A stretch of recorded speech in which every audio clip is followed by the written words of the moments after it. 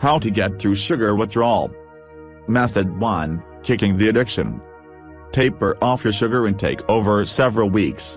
One of the most common problems that many sugar addicts make is attempting to eliminate sugar from their diet all at once. This method often results in failure in just a few days. A body that is accustomed to receiving sugar on a daily basis cannot quickly adjust to the elimination of sugar, which has served as an energy source. Instead, try simple tricks like using 1 less teaspoon of sugar in your coffee, or eating half the amount of chocolate you usually do. You can also dilute sweet beverages. Try mixing half sweet tea with half unsweetened tea, or mixing half sugary soda with half unsweetened seltzer water. Try mixing something sweet with something healthy. For example, you could dip banana or apple slices in chocolate. Be aware that if you attempt to quit eating sugar all at once, you'll likely experience profound and severe withdrawal symptoms. The withdrawal symptoms may manifest themselves in severe and intense cravings for sugary foods, or they may include more serious conditions such as headaches or nausea. By gradually reducing your sugar intake over several weeks, you can greatly reduce the severity of these sorts of sugar withdrawal symptoms. Trick the body with sugar substitutes. If your body is craving something sweet even after you have gradually reduced the amount of sugar in your diet, you may be able to trick your body by using sugar substitutes in lieu of real sugar. However, this is considered effective only as a short-term strategy because ultimately your body needs to get used to simply having less sweet food. The mind and the body are linked, and if you can convince your mind that it tastes sweetness, the body may believe that you're ingesting sugar. Many sugar substitutes have no calories, and these substitutes can be used to deal with withdrawal symptoms without spoiling a sugar-free diet. Opt for natural sugar substitutes such as stevia and xylitol rather than artificial sugar substitutes. Some research suggests that using artificial sweeteners may actually contribute to weight gain by desensitizing you to naturally sweet foods such as fruits and vegetables. Experts recommend using artificial sweeteners only as a way to wean yourself off sugar over a short period of time. Eat fruit. Fruit has natural sugars, but it's also loaded with vitamins, minerals, and other nutrients. You can also get a lot more bang for your buck with fruit than you can with, say, a candy bar. For example, 1 1/4 cups of fresh strawberries has just 15 grams of sugar. 7. A single-serve packet of M&Ms has more than twice that. Aim for fresh fruit rather than dried fruit or canned fruit, which often have added sugars. Respond to cravings with physical activity. Instead of standing at the refrigerator or the pantry when a sugar craving hits you, you can respond by participating in some type of physical activity. Exercise releases endorphins in the body, which may help to regulate the mood changes associated with sugar withdrawal symptoms. If you're experiencing headaches or nausea because of sugar withdrawal, an exercise routine may help to boost your energy and eliminate your symptoms through increased oxygenation of the body. Drink lots of water. Sometimes people eat sugary foods when their bodies are actually craving liquid, so often simply drinking a glass of water can stop a sugar craving. Indeed, individuals who are addicted to high levels of sugar may have difficulty identifying the difference between a sugar craving and thirst. Whenever you experience an intense bout of sugar cravings, try drinking a glass of water to curb the urge. Experts recommend getting between 9 and 13 glasses of water a day. Rid the house of sugar once you have eliminated it from your diet completely. At this point, the more distance you place between yourself and sugary snacks, the less likely you will be to fall back into old unhealthy habits. If the food is easily accessible, you will be more likely to give in to temptation.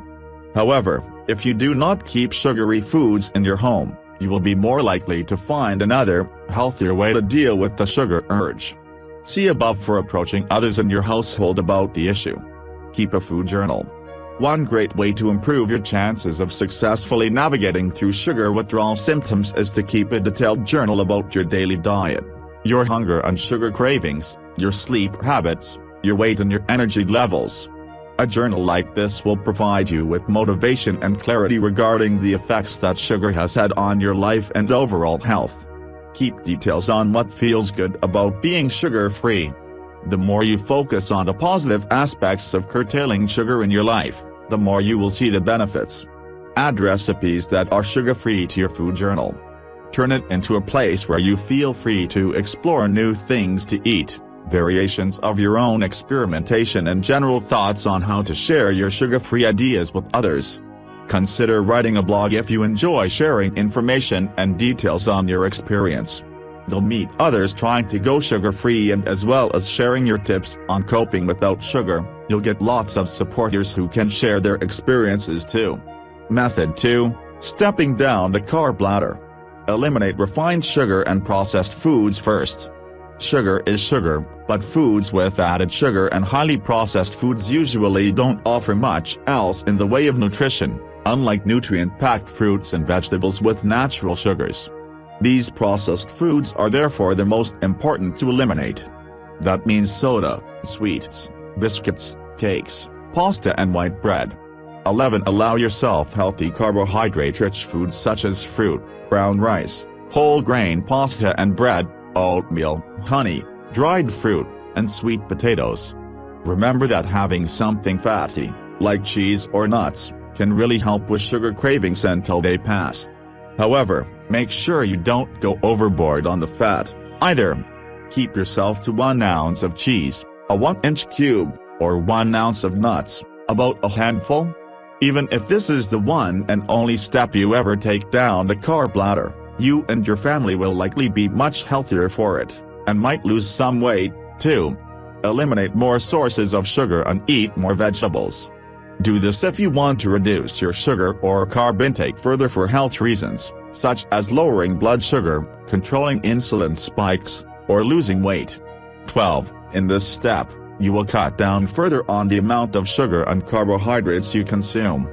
Remember that it may take weeks or a couple of months to comfortably wean yourself off refined sugar and processed foods, so don't rush into this second step. Increase your intake fresh vegetables. They provide crucial vitamins, minerals, and antioxidants. Keep dried fruits to a minimum or eliminate them completely. They should be celebration foods, not everyday foods. They are also packed with sugars. Cut out sugary sweeteners like maple syrup. Honey has a lot of great nutritional benefits, but try to keep your use to a minimum. Try going paleo. This type of diet, also called the caveman diet, means completely grain-free. There isn't a lot of research to support this type of diet or its health benefits, but if you feel better without eating grains, you can try it out. By this stage you should be completely over your sugar cravings, and eating minimal amounts of starchy carbs or grains already. A paleo diet does not include potatoes, grains, rice, or legumes such as beans or peanuts. It does not include processed sugars of any kind, although fruit is allowed. The specific carbohydrate diet is another grain-free diet. However, experts suggest that it may result in nutritional deficiencies because of its strict limitations. Listen to your body. Are you happy where you are? You might find that you thrive on next to no carbs, or you might notice that your body needs more carbs than you are giving it. You can move up or down the ladder as you feel, but don't start eating refined sugar or processed foods again. They are very harmful to your health.